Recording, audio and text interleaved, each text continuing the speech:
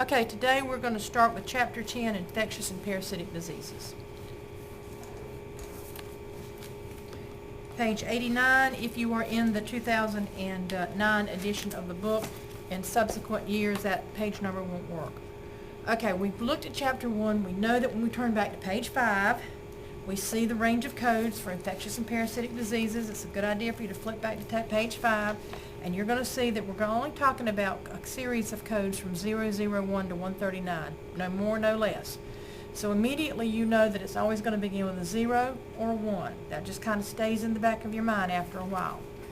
Okay, look at the second line on page 89, the primary axis. Now we know that the axis is a routing or a way something goes. The primary axis is the organism responsible for the condition. So this whole chapter is really focusing on the organism that's involved in whatever the patient has. All right? For example, let's take a look at the 001s to the 139s. Just literally go to your tabular.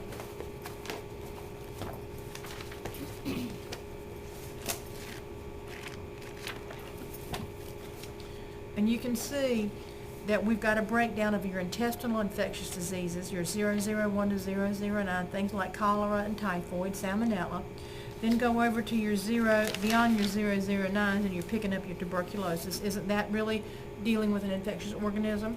We've got all those. Then we go into your O2Os to O27s, your zoonotic bacterials, rat bite fever, things that you probably have never heard of because we don't have an awful lot of that in the United States. Other bacterial diseases, things like leprosy. Yeah, there really and truly is leprosy, and diphtheria and whooping cough, things again that you don't see too much of. But look at code 038 where you see septicemia. And it just continues to go on right on through 139. Now as you flip through this, look at code 053, your herpes zoster, shingles. That's really an infectious type of disease process. We're more concerned with the infection and where it is. Chlamydia, mumps, rabies, syphilis, all of these deal with infectious type of disease processes. Sexually transmitted disease, your gonorrhea, the candidiasis, anything like that that's an infectious or parasitic disease is going to be here. Now take a look at the two bullet marks. A single code from Chapter 1 is assigned to indicate the organism, the causative agent. For example, 072.x, X meaning this got some more digits there, is assigned for mumps. Some codes of this type use a fourth digit to indicate a site or an associated condition. Example, the 112.4, the 112 is a candidiasis, the .4 tells us it's lung. Now, sometimes then it's telling you that one code is sufficient.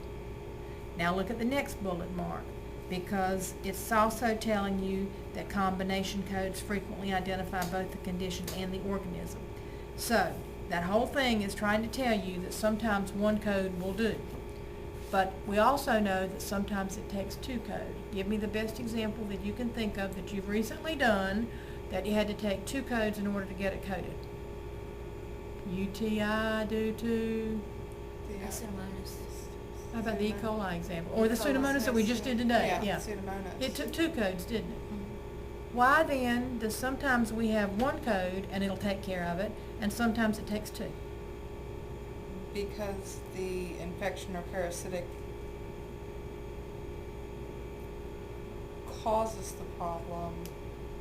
And it is, you're on the right track. And it's the primary And it's diagnosis. specified in the code. And it's specified in And the it's code. specified in the code. All right, look at 599.0 and tell me, is a Pseudomonas specified in 599.0? No, it's not. So in order to get that Pseudomonas, I have to look up Pseudomonas infection. Requires two codes.